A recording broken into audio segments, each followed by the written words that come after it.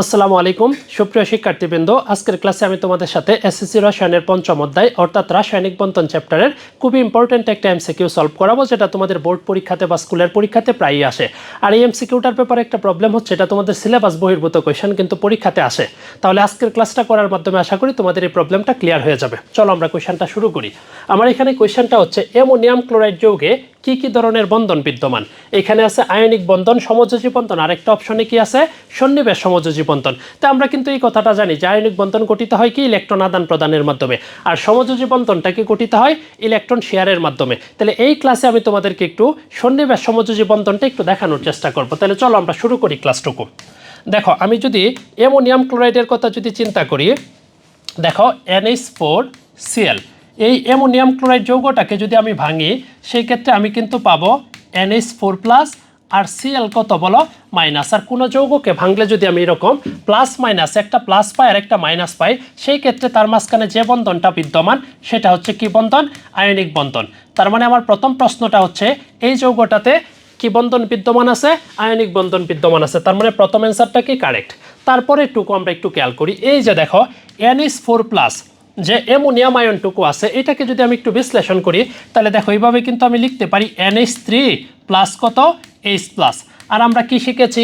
NH3 মানে অ্যামোনিয়াতে কি বন্ধন বিদ্যমান? সমযোজী বন্ধন বিদ্যমান। কিভাবে সমযোজী বন্ধন বিদ্যমান সবাই একটু খেয়াল করো। দেখো নাইট্রোজেন, আমরা জানি কি নাইট্রোজেনের পারমাণবিক সংখ্যা কত? 7।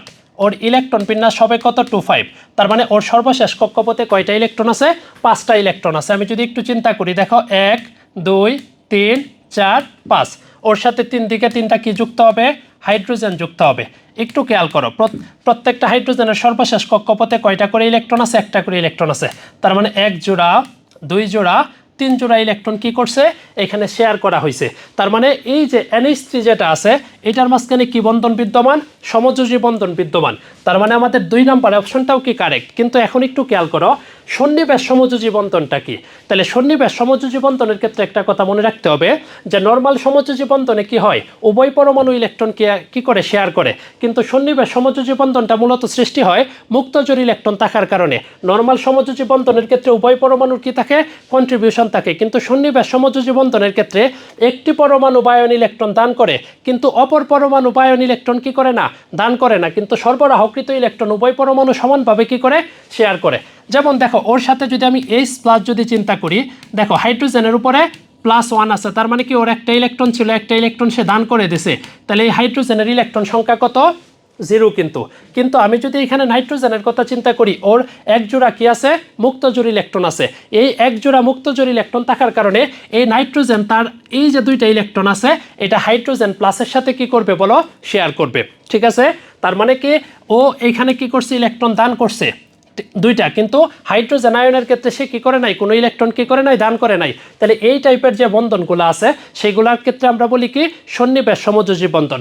আর আরেকটা কথা একটু মাথায় রাখতে হবে, আমি এখানে কিন্তু একটা তীর চিহ্ন দিয়েছি, যে সন্নিবেশ সমযোজী বন্ধনের ক্ষেত্রে দাতা থেকে গ্রহীতার দিকে একটা কি দিতে হবে? তীর চিহ্ন দিতে হবে। কিন্তু নর্মাল সমযোজী বন্ধনে কি থাকে না? কোনো দাতা বা গ্রহীতা থাকে না। তাহলে দেখো এখানে এই নাইট্রোজেনটাকে আমি কি বলতে পারি? দাতা বলতে পারি। আর এই যে দেখো H+ হাইড্রোজেন যে আয়ন আছে, এটাকে আমরা কি বলতে পারি? গ্রহীতা। তার মানে দাতা থেকে গ্রহীতার দিকে একটা কি চিহ্ন দিতে হবে? তীর চিহ্ন দিতে হবে। তার মানে এই যৌগটুকুতে আমার আরেকটা কি বন্ধন বিদ্যমান? সন্নিবেশ সমযোজী বন্ধন বিদ্যমান। তার মানে মাথায় রাখতে হবে, অ্যামোনিয়াম ক্লোরাইড যে যৌগটা আছে, এখানে কয়টা বন্ধন বিদ্যমান আছে? 3টা। একটা হচ্ছে আয়নিক বন্ধন, একটা হচ্ছে সমযোজী বন্ধন, আরেকটা কি? সন্নিবেশ সমযোজী বন্ধন। তার মানে অ্যান্সার হবে কত আমার? ডি নাম্বার অপশনটুকু, যেখানে কি আছে 1 2 3। অর্থাৎ অ্যামোনিয়াম ক্লোরাইড যৌগে কয়টি বন্ধন বিদ্যমান? 3টি বন্ধন বিদ্যমান। একটা হচ্ছে আয়নিক বন্ধন, একটা হচ্ছে সমযোজী বন্ধন, আরেকটা হচ্ছে কি? সন্নিবেশ সমযোজী বন্ধন। আশা করি আজকের ক্লাসটুকু তোমরা বুঝতে পেরেছো। এই জিনিসটা একটু মাথায় রাখলে এই কোয়েশ্চেনটা যদি পরীক্ষায় আসে, তুমি ইজিলি সলভ করতে পারবে। ধন্যবাদ সবাইকে আমার সাথে থাকার জন্য।